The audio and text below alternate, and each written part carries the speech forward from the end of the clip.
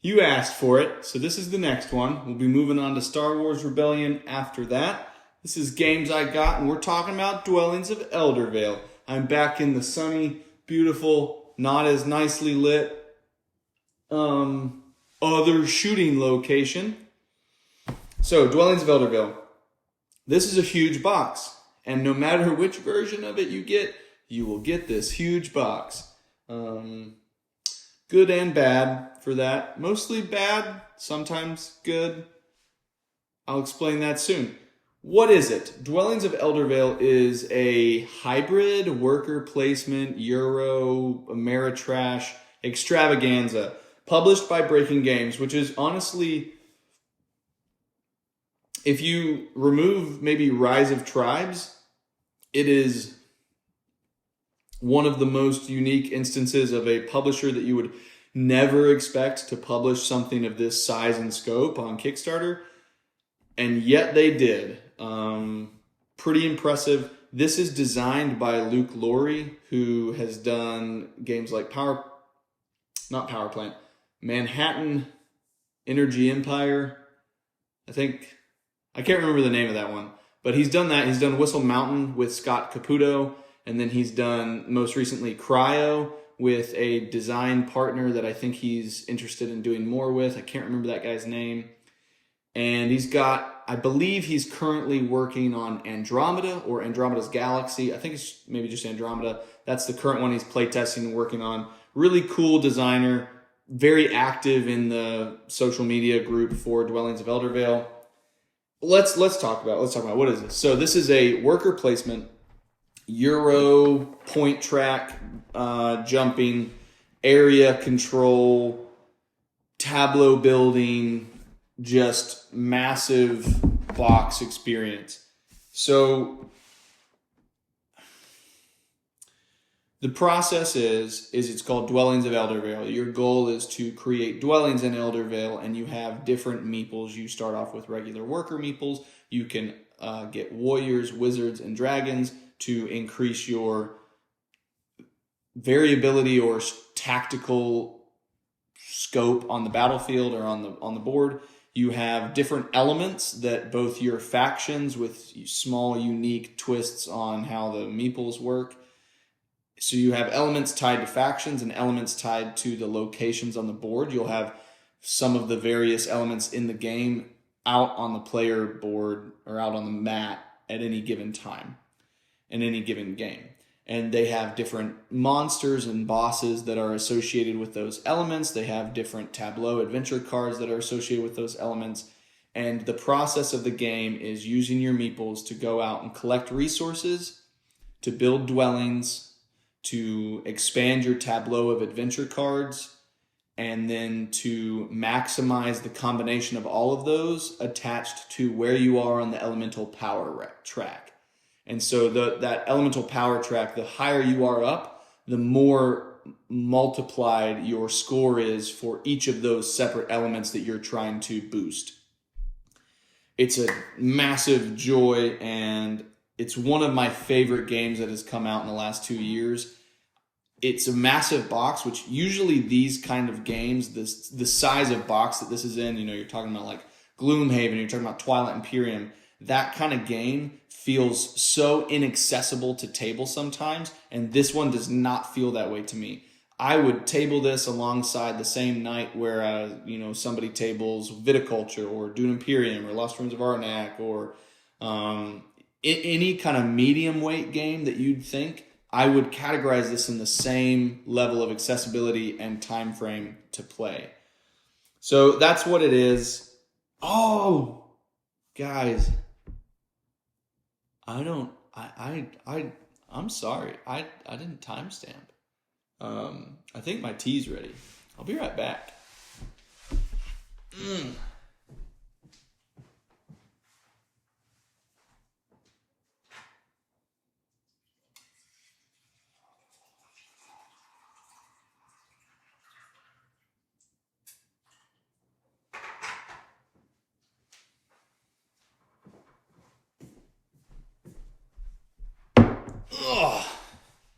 Here we go. I want you guys to know that for the sake of you and for the sake of the video, I have compromised horribly.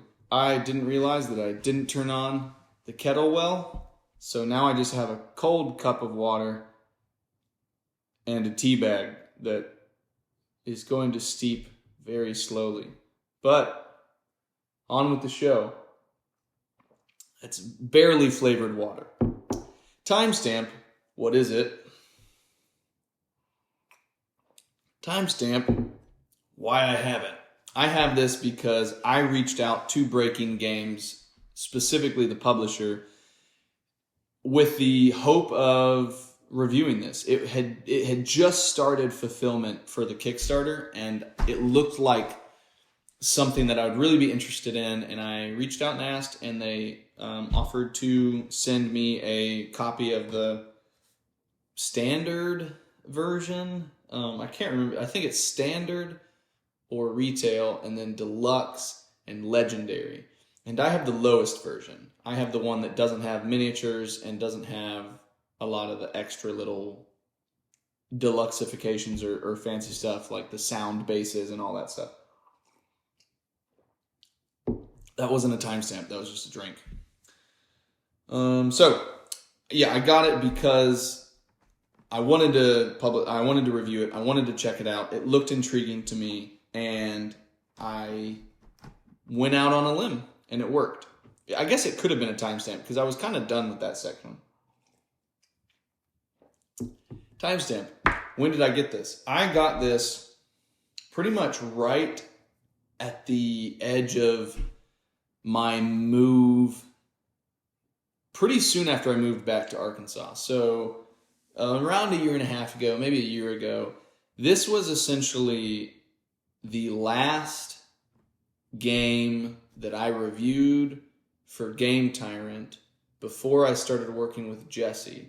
So I both reviewed it for Game Tyrant, and then I did a review again on the Quackalope blog when I was doing a lot of those blog posts for writing there. So that's when I got it. It was right around that split. So about a year and a half ago-ish. That's when I got it. What do I like about it? This is the part I've been waiting to get to. It's slowly steeping, just very slowly because it's cold water. This is the part I was excited to get to because I think that Dwellings of Eldervale does something that more games should pay attention to, which is creating such an elegant system of organization that it increases accessibility and speeds up gameplay. So they had a massive collaboration with Game Trays to get their stuff done. So these are your adventure cards. These are the doors and other tableau cards that you will go and get during the game. These are the tokens that go onto the locations on the map whenever you play them. And then these up here are just indicators of the type of resources that you have to spend in order to get these. So it's even got gameplay reminders mixed in with the storage. So yes, this stores part of the game, but when you play the game, you can just get both of these and simply lay them out on the table, and they're within reach of all players. They allow you to access the components when you need them during gameplay and at the beginning in setup, and it gives friendly reminders at the top based off the icons. That's one. Then you have all of these, which are the different factions.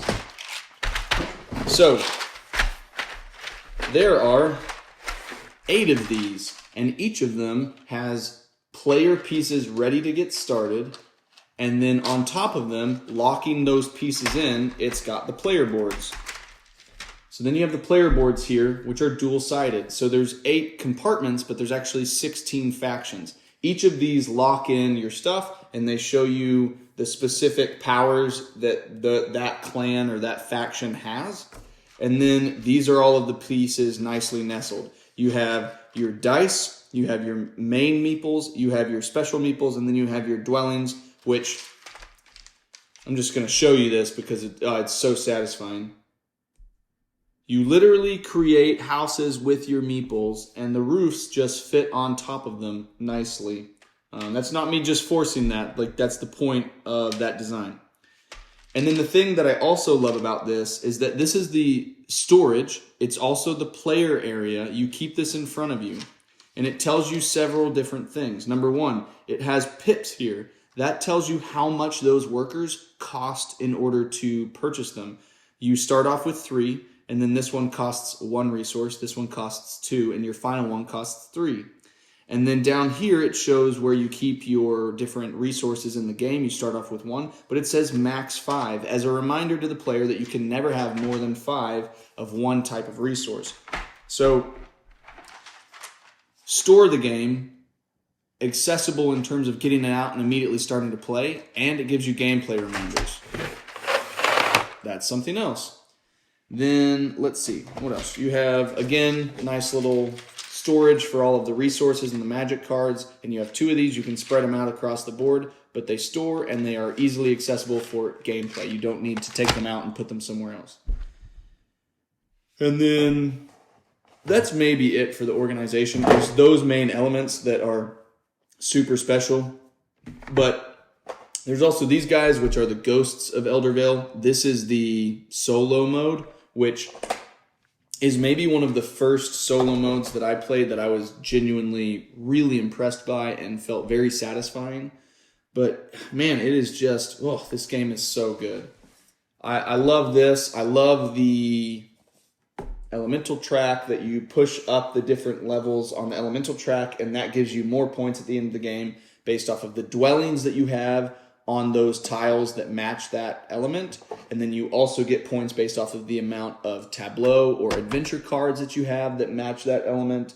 And then you also just get the points for it. And if you get up high enough, you can get these orbs, which give you other powers, or they empower and make stronger certain adventure cards. And you have your aggressive, military or conquest track when you fight people. And then down here, you have the underworld, and the underworld is relevant because in this game, you fight people. And you fight people in maybe a frustratingly Ameritrash way to some people. Not a timestamp.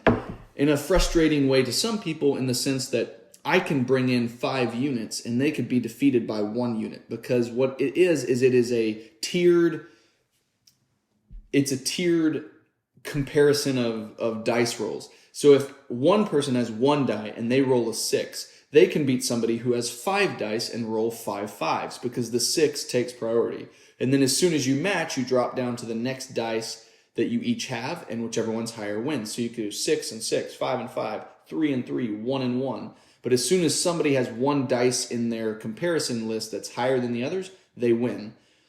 But that may seem punishing because you have the meeples removed from the board, but they go to the underworld. And when you go to the underworld, you get swords, which help you fight the next time, or you can use for other magic cards or other things in the game that you need swords as resources for.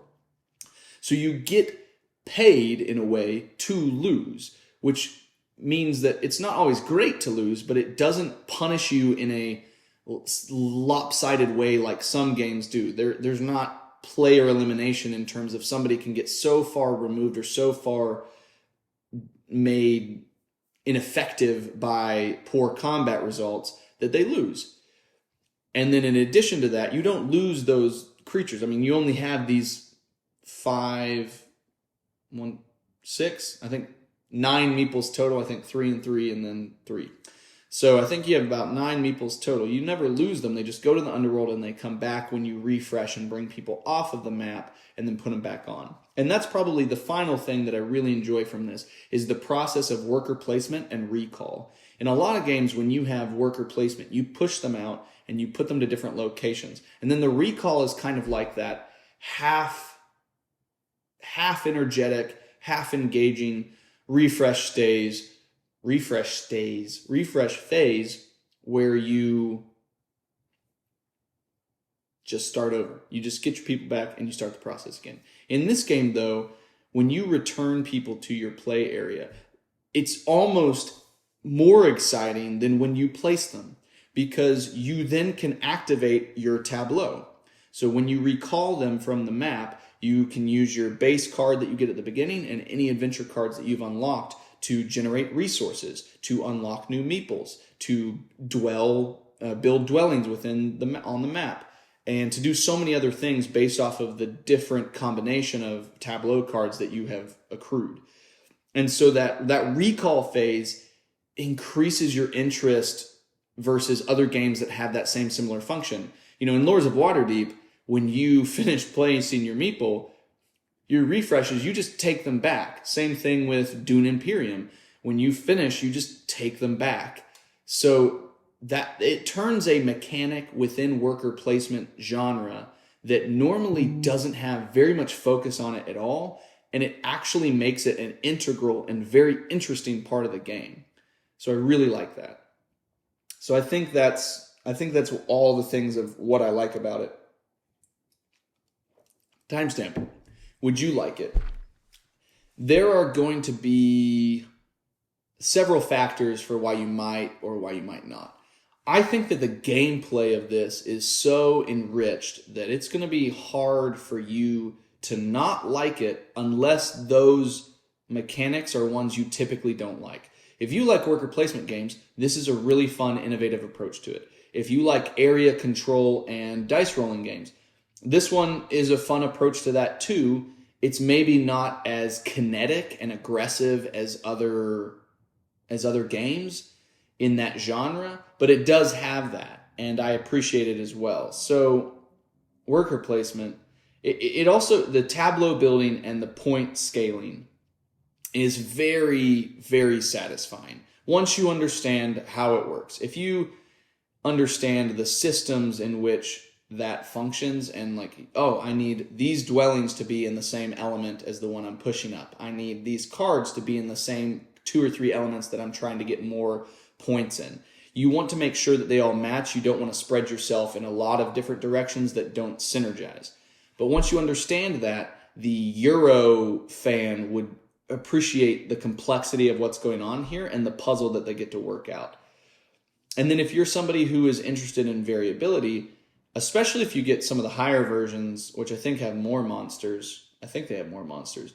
But the bosses create nuance and variability to how you approach moving around on the board, because until you defeat them, there are obstacles that are going to be in the way. They're going to attack you. They're going to send you to the underworld because they roll a decent amount of dice. So until you can kind of build out your engine and have a decent amount of workers, or maybe your dragon or your warrior out, you're not going to stand as good of a chance against a monster with just, meeples, or a meeple and maybe a adjacent dwelling. So there's something for Euro fans, for Ameritrash fans, for worker placement fans, for tableau building fans. There's a lot of stuff to appreciate here.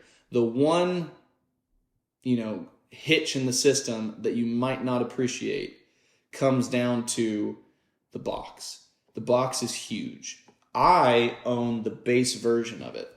So this and this are completely empty. And then underneath these, 2/3 of the insert that's underneath that are where you would put the FX sound bases. And I don't have those. So that's another section, almost another entire amount of this box size is wasted for me because I have the most basic version of it. Now, if you upgrade, obviously all of that stuff's going to be available. And I will probably at some point either upgrade this standard version to the deluxe or legendary to fill out the space and get the miniatures, because currently I just have monster standees. I'll either try to upgrade and get everything, or I will hopefully, if they do it in future prints, if they create a smaller condensed standard version that doesn't have all this wasted space, I will downgrade. And that is a very real possibility for me because I don't necessarily need the miniatures or the sound bases and all that stuff. So that's probably my main negative as to why someone wouldn't like it. I know specific people who have culled this or gotten rid of it from their collection because of how much space it takes. And I think that's totally valid. So that is probably my biggest worry of why you might not like it. Otherwise, I think it's a fantastic game. And man, I really enjoy it every time I get it to the table.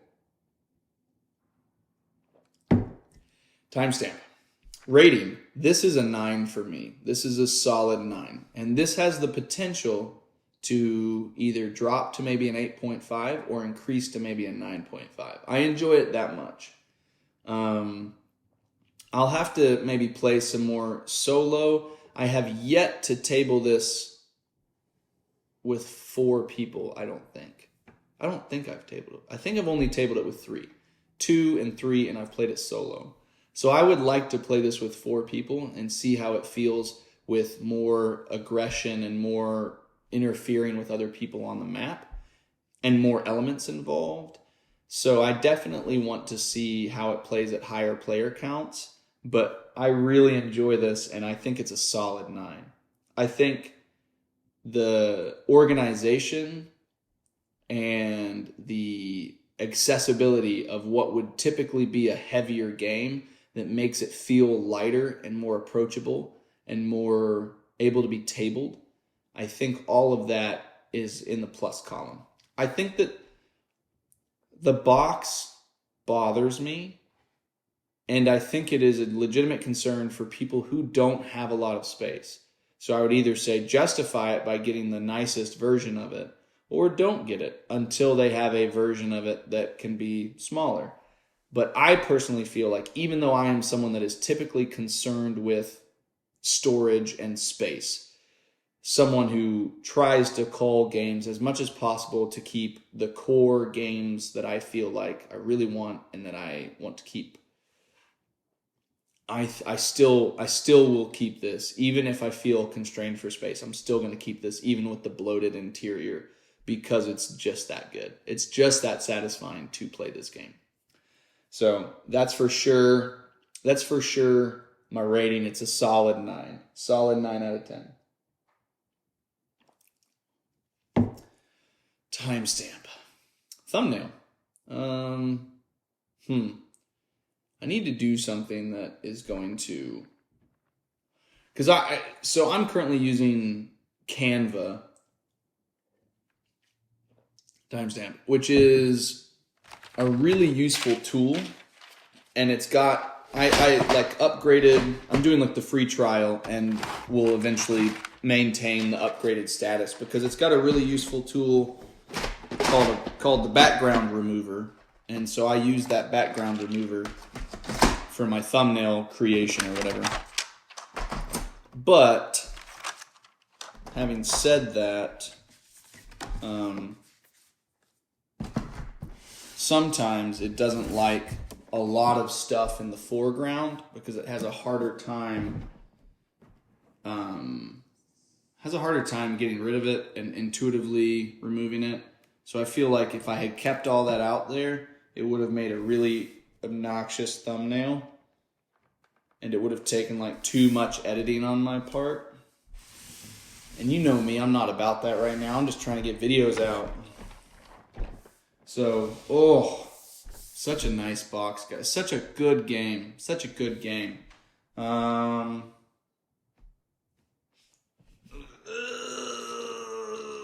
no, I probably need to get this out of the way. And this out of the way. And then maybe I need to do it this way and go. There we go. That's gotta be gold. It's gotta be gold. Alright guys, that's Dwellings of Eldervale. Games I got. Super satisfied with it. Love it every time I get it to the table. I just want either a smaller box or I want everything. One of the two, and they both seem sensible. Bye.